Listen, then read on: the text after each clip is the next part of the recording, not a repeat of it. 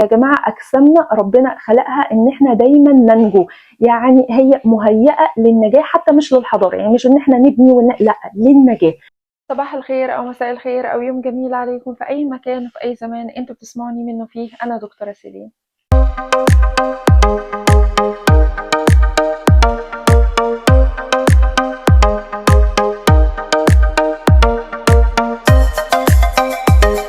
اتكلمنا على المشاكل اللي هي زي امراض المناعه الخطيره جدا، وكمان امراض النفسيه زي الاكتئاب، القلق، كلام زي ده، وعرفنا ازاي بس مجرد ارتشاح في جدار الامعاء بيسبب كل المشاكل الكبيره دي. طب ايه الاسباب اصلا؟ احنا عايزين نعرف ايه السبب ان حصل ارتشاح في جدار الامعاء نفسه. انا زي ما قلت وزي ما دايما هقول، ودايما الجمله دي هتتكرر في كل وقت، الاسترس والسكر دايما هم دول سبب اغلب المشاكل اللي احنا بنعانيها في الحياه. انا بس عايزه اقول وهعيد دايما حته الاسترس دي، يا جماعه اجسامنا ربنا خلقها ان احنا دايما ننجو، يعني هي مهيئه للنجاه حتى مش للحضاره، يعني مش ان احنا نبني لا، للنجاه. هي مهيئه لذلك. كل حاجه في جسمك هي مهيئه انها تنقذ جسمك.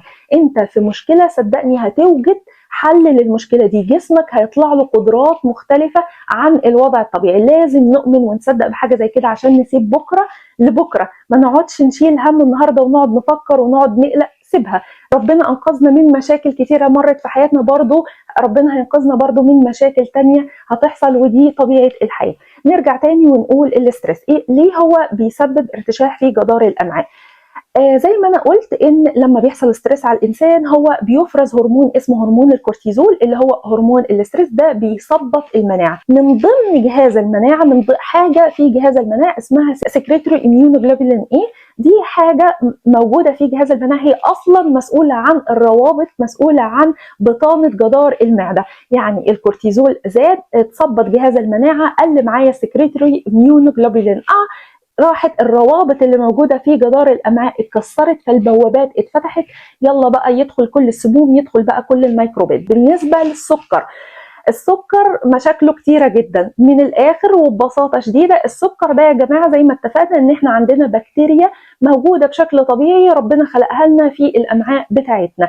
السكر بيغذي البكتيريا الضاره، من الاخر كده السكر بيغذي البكتيريا الضاره، فالبكتيريا النافعه عددها بيقل، البكتيريا الضاره عددها بيزيد. البكتيريا النافعه دي اصلا هي مسؤوله عن حمايه جدار المعده، من الناحيه الثانيه هي المسؤوله عن فيتامينز زي فيتامين بي 12، زي فيتامين كي مثلا، هي المسؤوله عن زياده المناعه.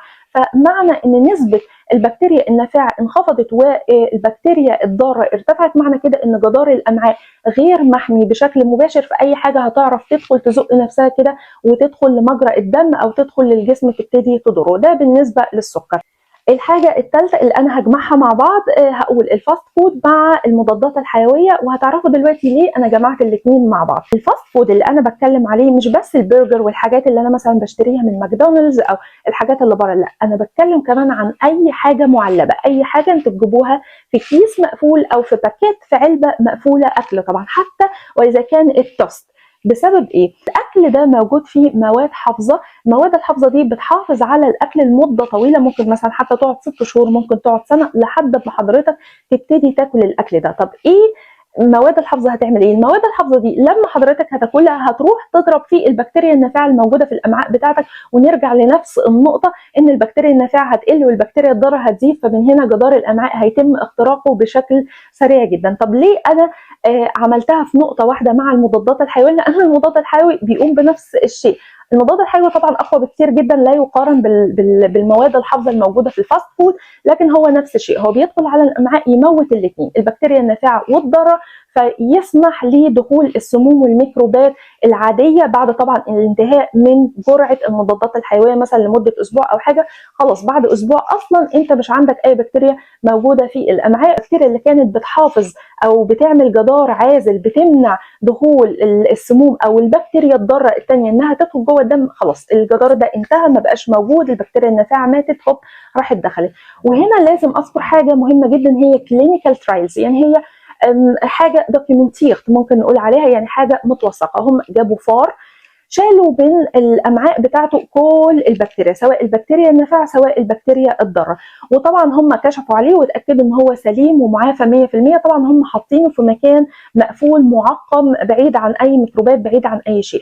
هو مش فار واحد، هو اكتر من فار. زرعوا في كل فار انواع من البكتيريا، منها البكتيريا النافعه ومنها البكتيريا الضاره. وبعد كده خدوا الفئران دي وبعد كده سابوها في الحياه بقى العمليه، تاكل اكل عادي، تتعرض لملوثات، تتعرض لسموم، حاجات كتيره خالص.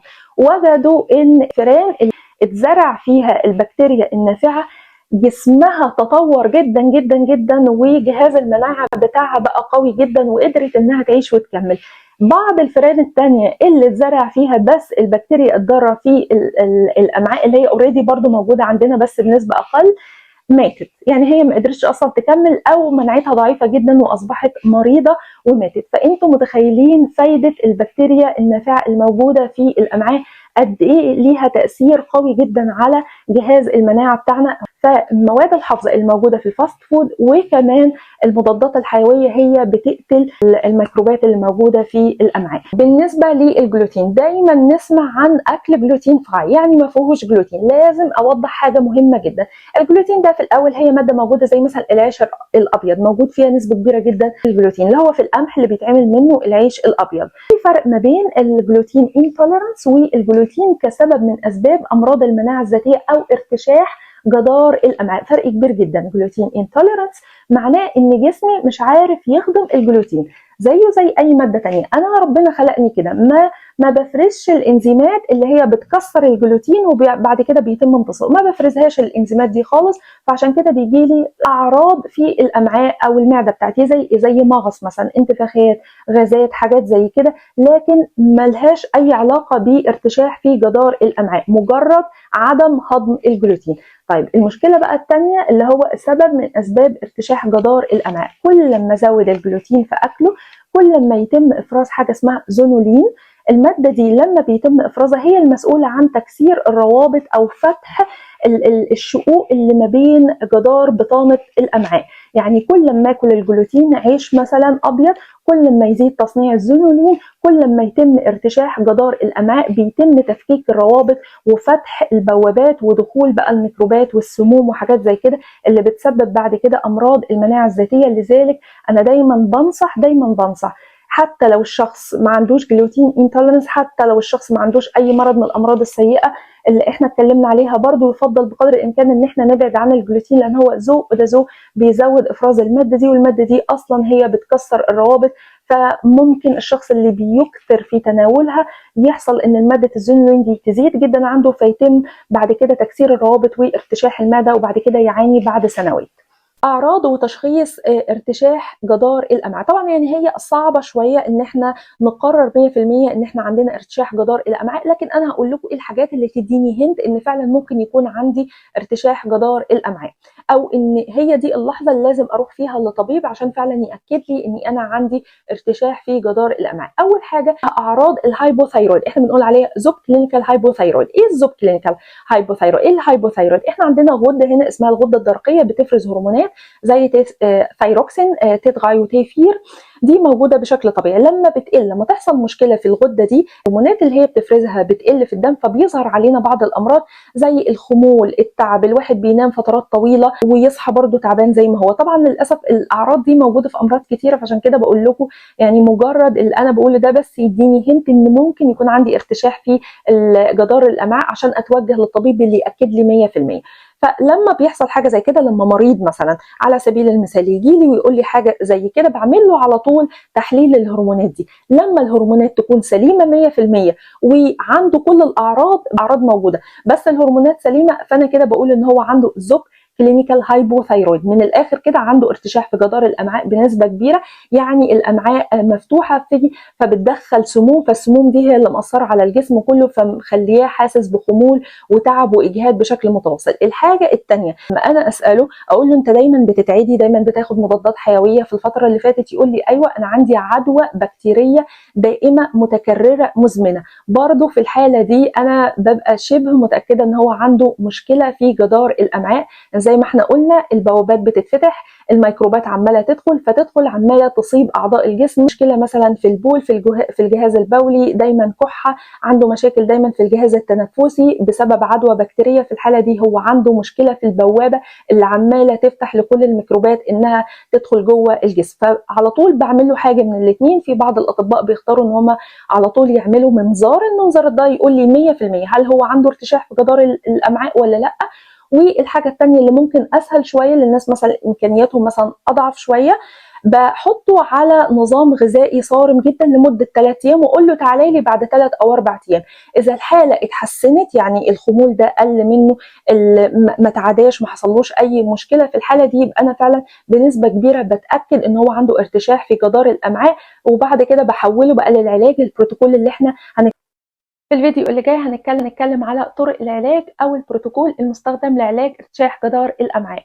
انا دكتوره سيلين، دكتوره معتمده في المانيا. اذا كان محتوى القناه عجبكم يا ريت تدوسوا لايك، سبسكرايب، وتشيروها مع اصحابكم. واذا كان عندكم اي اسئله او استفسارات يا ريت تكتبوها لي في الكومنتات وانا هحاول اقراها كلها واجاوب عليها كلها. باي باي.